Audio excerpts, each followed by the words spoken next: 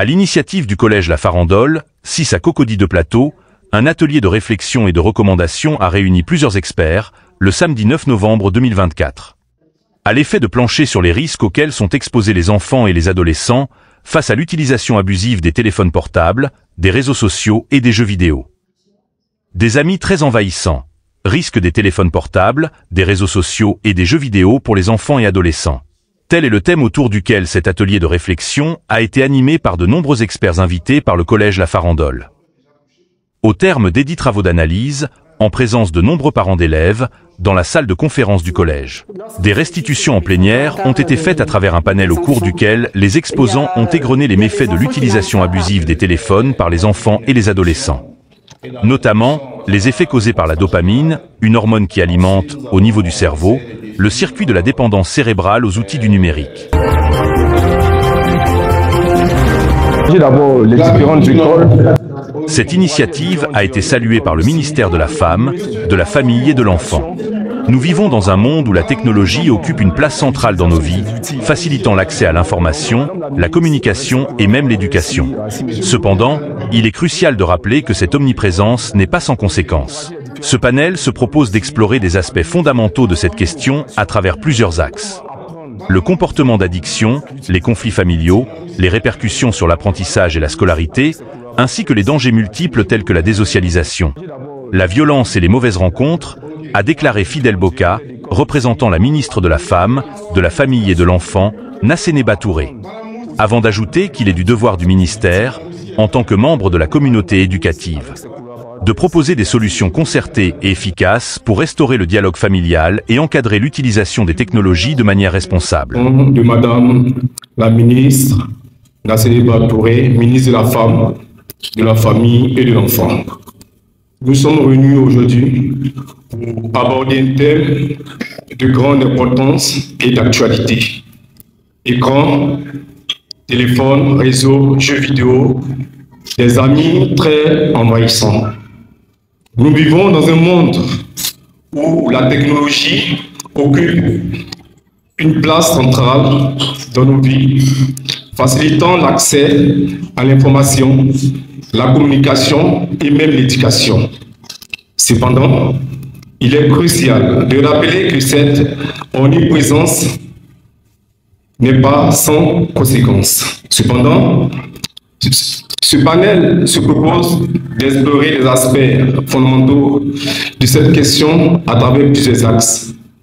Le comportement d'addiction, les conflits familiaux, les répercussions sur l'apprentissage et la scolarité, ainsi que les dangers multiples tels que la désocialisation, la violence et les mauvaises rencontres. Permettez-moi de souligner que l'addiction aux écrans, devenue un enjeu préoccupant pour les familles et le système éducatif, le temps passé excessif devant les écrans peut entraîner des comportements compulsifs qui affectent la concentration des élèves et nuisent à leurs résultats scolaires. En conséquence, la gestion de l'usage des technologies devient un défi pour les parents et les éducateurs qui tentent de trouver un équilibre entre les bénéfices et les risques. De plus, cette dépendance crée souvent des conflits familiaux. Les parents soucieux du bien-être de l'avenir de leurs enfants se heurtent parfois à des incompréhensions et des résistances. Il est de notre devoir, en tant que membre de la communauté éducative, représentant des institutions, le ministre en charge de l'éducation, de proposer des solutions concertées et efficaces pour restaurer le dialogue familial et encadrer l'utilisation des technologies de manière responsable. Le volet des conséquences sur l'apprentissage et la scolarité est particulièrement préoccupant. Les statistiques montrent que le temps excessif passé sur les écrans réduit le temps consacré aux études et diminue la performance scolaire. Il est donc impératif que des actions soient menées pour sensibiliser et accompagner les élèves dans l'usage modéré et constructif des outils numériques. N'oublions pas les dangers qui dépassent le cadre scolaire et familial, telles que désorganisation, la violence et les mauvaises rencontres en ligne.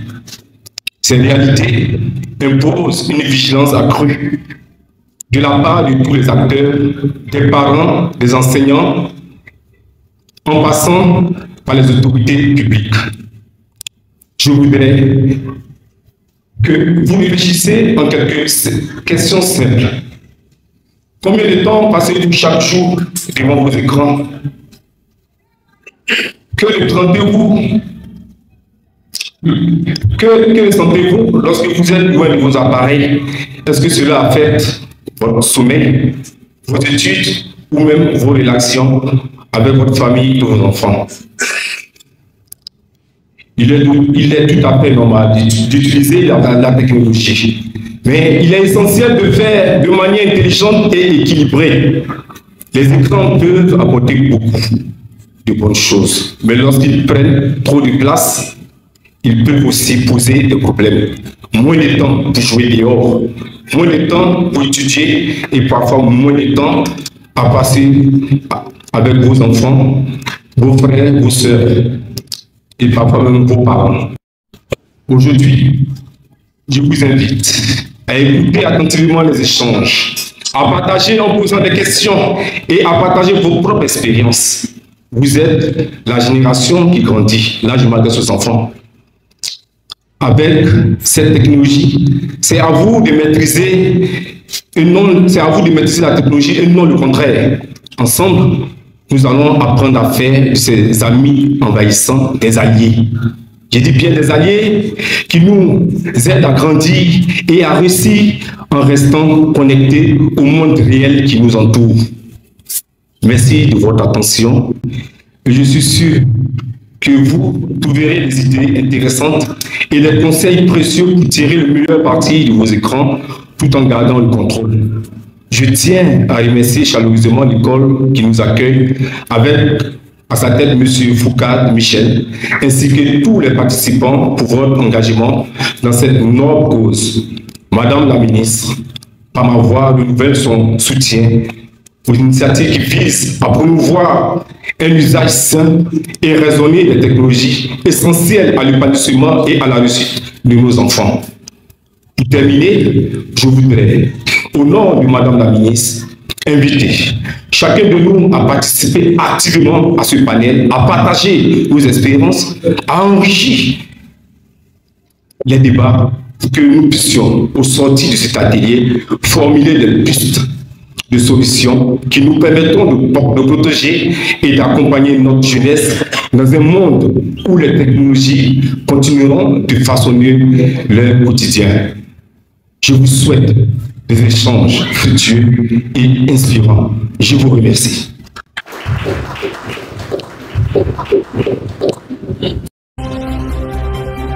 La raison de votre présence ce matin me tient énormément à cœur. Même écho pour le proviseur de la Farandole, qui s'est dit heureux de la tenue de cette en vue de trouver des solutions à une situation qui qualifie de très préoccupante. Mesdames et messieurs, je reviens à ma pratique de proviseur et je constate les évolutions de ces dernières années. Ce qui est nouveau, c'est que des familles, vous peut-être, décrivez spontanément lors de nos entretiens les difficultés que vous rencontrez pour réguler ces amis décidément envahissants. Pour les empêcher d'interférer avec les études, pour leur interdire l'accès de la maison le soir. Ce que j'observe également comme proviseur, c'est que nos problèmes de vie scolaire les plus lourds sont depuis quelques années systématiquement doublés de problèmes sur les réseaux sociaux. Et enfin j'observe de plus en plus d'enfants et d'adolescents désorientés, démotivés, désocialisés par ces faux amis. J'en conclus que nous avons un problème d'éducation, et peut-être un problème de santé publique, d'un type nouveau et foudroyant, a fait savoir Michel Fourcade, proviseur du collège La Farandole. Il a promis consigner par écrit dans un mémo tous les résultats des travaux, à l'intention de toute la communauté éducative et des parents d'élèves. Votre présence ce matin me tient énormément à cœur, car c'est un projet que je nourris depuis très longtemps. Il a commencé par une intuition il y a quelques années, et cette intuition n'a cessé de croître dans mon quotidien de proviseur, et elle est arrivée au stade de certitude depuis que j'exerce à La Farandole. Cette certitude, voyez-vous, c'est que, mesdames et messieurs, les réseaux sociaux, les téléphones portables, les jeux vidéo, excusez-moi le terme, les machins à écran, Donc, si on veut résumer, les machins à écran ne peuvent être innocents sur le plan éducatif. Ils ont forcément un impact. On dit souvent que les écrans sont des divertissements comme tant d'autres. On entend parfois même qu'ils sont des outils pédagogiques. Moi, je n'y crois pas beaucoup. Je crois même que les réseaux sociaux, les écrans, les machins que j'ai évoqués, sont des faux amis, des amis très envahissants. Et qu'ils ont un impact sur la vie familiale, sur l'apprentissage, sur les comportements, sur les relations humaines, sur la santé. Nous sommes actuellement dans une phase de transition vers, j'allais dire, excusez-moi, c'est peut-être un grand mot, mais un nouveau type humain peut-être. Donc, de tous ces problèmes, je pense que vous en avez des exemples quotidiens dans vos familles. Qu'il me suffise de vous dire la chose suivante, que les cadres des GAFAM, vous savez ce que c'est que les GAFAM ? Google, Amazon, Facebook, donc les cadres des GAFAM de la Silicon Valley envoient leurs enfants dans des écoles sans écran. Ah ouais. Donc, ce sont quand même les mieux informés. Et j'allais dire en plaisantant que pour une fois, les cordonniers sont les mieux chaussés. Mesdames et messieurs, je reviens rapidement à ma pratique de proviseur et je constate rapidement des évolutions ces dernières années. Ce qui est nouveau, c'est que des familles, vous peut-être, décrivez spontanément lors de nos entretiens les difficultés que vous rencontrez pour réguler ces amis décidément très envahissants, pour les empêcher d'interférer avec les études et pour leur empêcher l'accès de la maison le soir. Vous voyez ce que je veux dire? Ce que j'observe également comme proviseur, c'est que nos problèmes de vie scolaire, les plus lourds, sont depuis quelques années systématiquement doublés de problèmes sur les réseaux sociaux. Je me tourne vers ma vie scolaire, par exemple, ils le savent bien. Et enfin, j'observe de plus en plus d'enfants et d'adolescents désorientés, démotivés et désocialisés par ces faux amis. J'en conclus que nous avons un problème d'éducation récent, et peut-être un problème de santé publique, et d'un type très nouveau et assez foudroyant finalement, une sorte de virus. Ouais. Alors, il me semble qu'il est de notre devoir d'adulte de réguler écran, réseaux sociaux, jeux vidéo, les machines à écran ou les machins à écran dont je parlais tout à l'heure, pour apprendre à vivre avec. Évidemment, on ne pourra jamais s'en passer totalement, ils sont là. Après tout, nous sommes la première génération d'adultes à être confrontés à ce nouveau problème. Et en l'absence de toute expérience, notre seule arme, c'est notre bon sens. Et c'est à nous qu'il appartient de forger des nouvelles règles de bon usage et, j'allais dire, de savoir-vivre pour nos enfants. Et peut-être finalement que ça doit aussi passer par un examen de nous-mêmes. Pour ces raisons, j'ai souhaité, avec mon équipe, organiser un cycle d'événements qui nous mènera d'aujourd'hui jusqu'à la fin du mois de mai. Il inclura des tables rondes, des conférences, une présentation d'un livre qui est très important, des groupes de travail aussi, qui nous permettront, je l'espère, de trouver des solutions communes. Car ce que je propose cette année, tout au long de l'année, tout au long de ce cycle, en fait, c'est de réfléchir ensemble à une notion importante. Là aussi, ce sont peut-être des grands mots, mais écoutez bien, de numérique. Comme il existe donc une notion d'hygiène physique ou mentale, réfléchir à cette notion d'hygiène numérique. Il est temps d'apprendre il est temps de fabriquer les règles ensemble. Donc voilà, mon souhait est que nous réfléchissions sur cette notion d'hygiène numérique et en fin de parcours, à la fin du mois de mai, que nous soyons en mesure de lancer des pistes d'action partagées entre famille et école. Et donc ceci correspond donc à ce que M. Boca nous disait tout à l'heure, trouver des solutions opérationnelles. C'est important. En clair, comment établir des nouvelles règles éducatives et pédagogiques qui soient simples, opérationnelles, qu'on peut utiliser sur le terrain, bien sûr, en partant du principe que si nous sommes concernés de la même manière, nous devons travailler ensemble. C'est important. Je dis avec fierté que nous sommes probablement une des premières communautés scolaires à nous lancer dans cette réflexion. Oui, mesdames et messieurs, je pense que nous sommes des pionniers et que nous pouvons nous applaudir.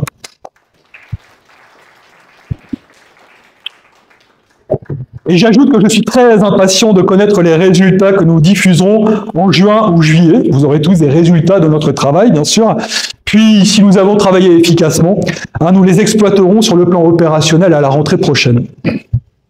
C'est pourquoi, une fois de plus, je vous remercie chaleureusement d'être venus ce matin. Merci à vous. Les écrans sont un réel problème actuellement pour nos adolescents, pour la jeunesse. Et il y a le devoir de Madame la ministre de s'y impliquer pour trouver des solutions pour y aider. Comment encadrer nos enfants pour que cet outil puisse quand même les servir. En plus, s'impliquer dans les études, il y a deux volets.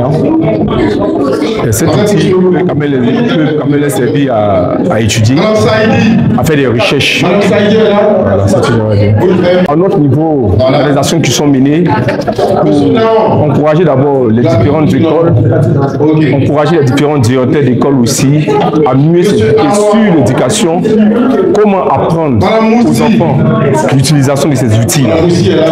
Donc, Madame la ministre, avec ses collaborateurs ici, et que nous nous apercevons tous les jours que les enfants et les adolescents sont de grands consommateurs de réseaux sociaux, de jeux vidéo, de téléphones portables, ce qui pourrait être effectivement du domaine du loisir, mais que en fait tous ces procédés se développent à un point qu'ils envahissent la partie des études et nous empêchent, je pense, de développer une pédagogie, une éducation comme nous le souhaitons. Et c'est pour ça que de mon point de vue, il est urgent de repenser d'une part toute la partie éducative et la partie pédagogique, et d'autre part le rapport à ce que j'appelle, excusez-moi le terme, les machins à écran. Parce que, en fait, ces machins à écran, on ne se débarrassera pas, ils sont là maintenant. Maintenant, il faut apprendre à vivre avec. Alors non, effectivement, moi j'ai pas de recette, même si j'ai bien quelques idées sur la question. En fait, ce que je souhaite que nous fassions à la Farandole, c'est un travail commun avec les représentants des parents, avec les élèves aussi, de manière à les responsabiliser. Et je souhaite que ce soit plutôt eux qui trouvent des solutions pendant cette année scolaire, plutôt que moi, en fait, qui les impose. Ça ne fonctionnera pas de cette manière-là. Donc l'idée, c'est vraiment de nous en remettre à ce que j'appelle l'intelligence collective, c'est-à-dire que chacun apporte un élément de réponse, et que comment à la fin de l'année, à partir du mois de juin, nous ayons élaboré effectivement un certain nombre de réponses opérationnelles, simples, robustes, qui peuvent servir dans tous les cas. Je pense, alors moi évidemment, mon champ d'action n'est pas de dire aux adultes qu'ils ont à faire, mais en revanche, je me considère assez, compétent et légitime pour expliquer aux enfants et aux adolescents comment ils doivent agir. Et donc, une des questions qui se posent clairement, c'est une nature, excusez-moi le terme, réflexive. C'est-à-dire que peut-être qu'avant de parler du problème des enfants et des adolescents devant les écrans et les réseaux sociaux, les jeux vidéo, peut-être que l'idée c'est aussi que les adultes s'observent eux-mêmes à un moment, car tout ce temps que nous sommes, et même, je veux dire, le plus averti d'entre nous est toujours quelque part sous emprise de ces différents machins à écran. Donc effectivement, la première chose, c'est vraiment nous interroger nous-mêmes comme adultes, c'est sûr. Comment je pourrais dire ça? Le courage réside dans la modération. Et c'est à nous de trouver, nous adultes, qui sommes la première génération d'adultes confrontés à ce genre de problème, de trouver où se trouve la ligne de modération, c'est-à-dire ce qu'il est possible de faire, et ce qu'il faut faire d'ailleurs, et ce qui n'est pas possible de faire. Et d'ailleurs, c'est justement tout le travail que nous devons faire, par exemple, cette année à la Farandole, c'est justement de réfléchir à faire passer cette ligne. Alors, bien sûr, il y a le côté de l'utile d'un côté. Effectivement, on ne va pas se cacher que, par exemple, un canal comme YouTube contient énormément d'informations très intéressantes et que c'est une mine d'or pour la recherche. Mais que de l'autre côté, effectivement, c'est comment s'en servir. Toute la question est là. Comment s'en servir avec modération. Et je pense qu'une des clés concernant, d'une part, effectivement, les adultes, il faut absolument, déjà, la première recette peut-être serait de bien faire la différence entre les moments de la journée qui sont des moments professionnels ou dédiés au travail pour des élèves, et les autres moments qui sont de l'ordre du loisir, et de faire en sorte que ces moments liés au loisir ne viennent pas envahir en fait les moments consacrés au travail. Et c'est ça peut-être, j'allais dire, qu'il faut retenir, ce vers quoi il faut travailler, c'est le fait que les téléphones portables n'appartiennent qu'à la sphère du loisir, et de faire en sorte que comment ces téléphones portables, ces réseaux sociaux, ces jeux vidéo ne viennent pas contaminer ces temps de travail. En fait, c'est ça, l'apprentissage que nous faisons chez nos élèves, c'est vraiment en fait, peut-être la première chose, c'est qu'ils apprennent à bien faire la différence entre ces moments de travail, où par exemple, on éteint son téléphone, et les moments de loisir, où après tout, là, ils font plus ce qu'ils veulent. Aujourd'hui, nous avons vu quelques exemples liés à la mauvaise utilisation des portables sur les réseaux sociaux. Donc, beaucoup d'enfants n'ont pas d'activité. Aussi, ils passent trop de temps sur les réseaux. Il faudrait aussi, on a vu aussi qu'ils ont une addiction. Ça devient une addiction. Et les enfants, par exemple, se retiennent d'aller aux toilettes. Et ça peut créer aussi une insuffisance rénale. Il y a des enfants qui manquent d'attention, vu que les parents ne leur parlent pas, vu qu'on donne le portable aux enfants, et qui se débrouillent. Donc, beaucoup font des crises de nerfs. Ensuite, on a vu aussi qu'il y a des menaces, par exemple, de parents sur les membres des établissements lorsqu'ils saisissent les téléphones portables des enfants. Il y a des enfants qui n'arrivent pas à parler correctement, ils développent un trouble du langage. À partir déjà de l'âge de la parole, ils n'arrivent pas. Sur la thématique, on a d'abord défini un plan qui était de faire, on va dire, une introduction. Et dans l'introduction, on a le constat général. Ensuite, nous avons essayé de définir les éléments qui sont dans le sujet, dans la thématique voilà, qui a été donnée. Nous avons parlé des conséquences ainsi que des causes. Alors, nous avons dit que l'addiction, c'est la dépendance très forte à une activité et qui a des conséquences nuisibles sur la santé des adolescents notamment. Et le risque sont des dangers éventuels plus ou moins prévisibles, ok, et qu'on constate. Mais comment est-ce que cette addiction-là se manifeste? Donc c'est au regard donc, des exemples des parents qui étaient donc présents au panel qu'on a recueilli donc la manifestation. Il y a la manifestation de cette addiction, se situe au niveau de l'utilisation excessive des outils numériques sur les jeux et les réseaux sociaux également.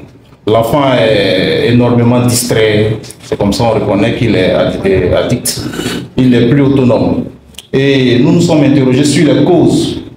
Ok, au nom des causes, nous avons donc le manque de communication avec les parents.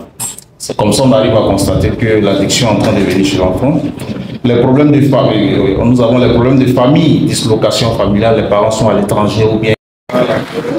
Donc, par effet de mimétisme, les enfants qui voient les parents qui sont toujours sur le téléphone, donc ils font comme aussi. Voilà. Il y a le manque de suivi des parents. Voilà. Quand ils rentrent, après on ne descend plus pour aller voir si les enfants s'endorment réellement. Parce qu'une fois que les parents montent se coucher, les enfants, ils font semblant de dormir et là, après, ils continuent. Voilà. Pour nous, c'était la séance table numéro 1. dont la modératrice c'était Madame Petit-Jeanne et la seconde modératrice Madame Tango Vital. Au sein de notre groupe, il faut dire que c'était plutôt des échanges sur le contenu de la vidéo, un partage d'expériences personnelles des parents et sur leur vécu quotidien avec aussi leurs enfants. Et donc, ce n'est pas un résumé, c'est plutôt un rapport des différentes réactions des parents que j'ai établi. Le parent 1, il a souligné l'usage abusif du téléphone chez certains enfants. Et il indiquait aussi que d'autres n'en sont pas dépendants. Il a donné son cas personnel où l'un de ses enfants n'était vraiment pas dépendant du téléphone. Et il a soulevé le fait qu'il fallait discuter énormément avec les enfants pour qu'ils puissent comprendre le bien fondé de l'outil numérique pour en faire un bon usage. Bonjour. Dans notre groupe, on a pu échanger, faire un tour de table pour connaître la situation de chaque parent, etc.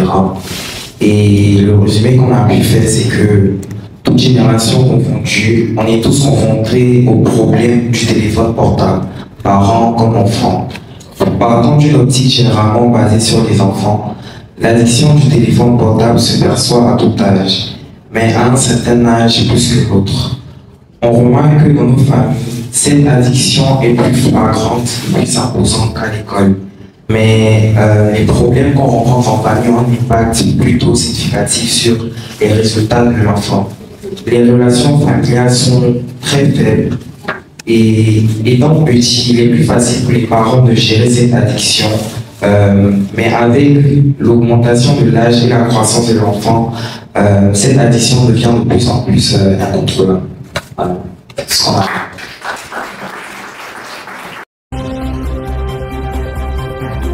Mesdames, Messieurs, chers parents, élèves, écoutez, moi-même je suis aussi parent d'élève, hein. Donc j'ai participé à un des modules. Donc la table ronde a été vraiment enrichissante. Nous avons partagé des expériences, avec même les jeunes aussi. Et ce que je dois dire, c'est que nous devons multiplier cela. Parce qu'aujourd'hui, nous prenons conscience ici. Mais quand nous allons sortir les autres écoles, ceux qui sont dans la rue, ils n'ont pas la même information. Donc ce que moi je souhaiterais, c'est qu'il y ait un partenariat, bien sûr. Du côté de la mairie, on est prêt à vous accompagner.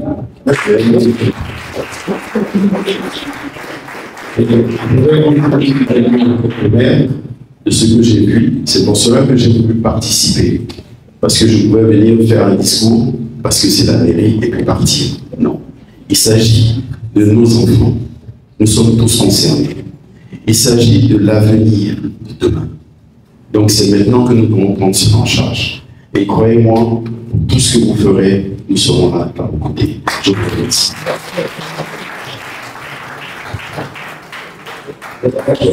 Je suis vraiment heureux. Malheureusement, je n'ai pas eu le temps de participer à un atelier, mais je pense qu'avec la discussion, j'ai pu donc aboutir le travail qui a été fait. La problématique elle est déjà été. On n'a pas besoin de rappeler qu'Internet c'est ce qu'il faut parce que c'est l'air du temps, c'est la démocratie en matière de communication, mais en même temps, bien entendu, il faut qu'il y ait un bon usage de l'Internet. Il faut une bonne dose parce qu'on ne peut pas aujourd'hui dire aux enfants tu ne peux pas utiliser Internet. Ça c'est bien fait, on a tout ce qu'on veut en guillemets dans la main de l'enfant aujourd'hui en termes d'information, les bibliothèques numériques. Un enfant qui n'a pas accès à Internet devient un peu comme un enfant bizarre en guillemets parce que il n'est pas à l'air du temps. Mais en même temps, bien entendu, il faut faire en sorte que cela soit bien encadré, il faut faire en sorte que l'enfant ne soit pas dépendant d'Internet. Il faut surtout donc enseigner les règles de bon usage. Les règles de bon usage. Alors, moi, je suis venu au nom du ministre de la Communication, qui est le ministre Amadou Koulibaly. Et donc, le gouvernement a lancé un programme de sensibilisation au bon usage des médias sociaux qu'on appelle en ligne tous responsables. C'est un programme qui passe en ce moment. Et c'est ce qu'on appelle le programme d'éducation aux médias et à l'information. Le but, c'est de faire le tour de toute la population. Les équipes sont à l'intérieur du pays en ce moment. Il y a les étapes d'Abidjan. Il y aura une seconde phase donc, qui va venir. C'est un programme qui consiste vraiment à enseigner les populations au bon usage. Parce que là, on parle des enfants, d'accord, il y a l'addiction au téléphone, mais nous-mêmes qui sommes parents d'élèves, nous-mêmes population, nous utilisons également Internet. Et donc le danger aujourd'hui, c'est de se dire que, comme j'ai mon téléphone portable en main, c'est comme la démocratie, personne ne vient m'interdire de faire ce que je veux avec. J'ai ma connexion, on est bien content de ça. C'est moi qui ai payé ma connexion, je fais ce que je veux. Oui, mais le législateur a quand même pris quelques règles pour pour les bons usages. Il y a des choses qu'il ne faut pas partager sur Internet. Ce n'est pas tout qu'on peut partager, ce n'est pas tout qu'on peut dire. Parce que il y a de la prison derrière, hein, les gens aiment bien dire Adou, enfin l'ancien procureur Adou Richard, c'était moi de Nénarachtal, pour dire derrière, dans tout ce que vous pouvez dire, tout ce que vous pouvez raconter, ça peut vous conduire à la prison. Et donc, le gouvernement a vraiment pour la mesure de la chose. Il y a une campagne qui est en train de se faire avec l'USAID et puis je vois l'ambassade de France. En ce moment, ils sont donc au niveau de l'intérieur du pays. Mais il y a un autre programme donc, qui se fera. Alors, j'en parlais tout à l'heure avec le professeur, c'est de voir évidemment comment est-ce que dans l'initiative qui est prise au niveau de la vendance, cette initiative-là soit multipliée pour que déjà ces programmes de formation soient plus élargis. Il y a une réflexion qui est en train de se faire aller sur...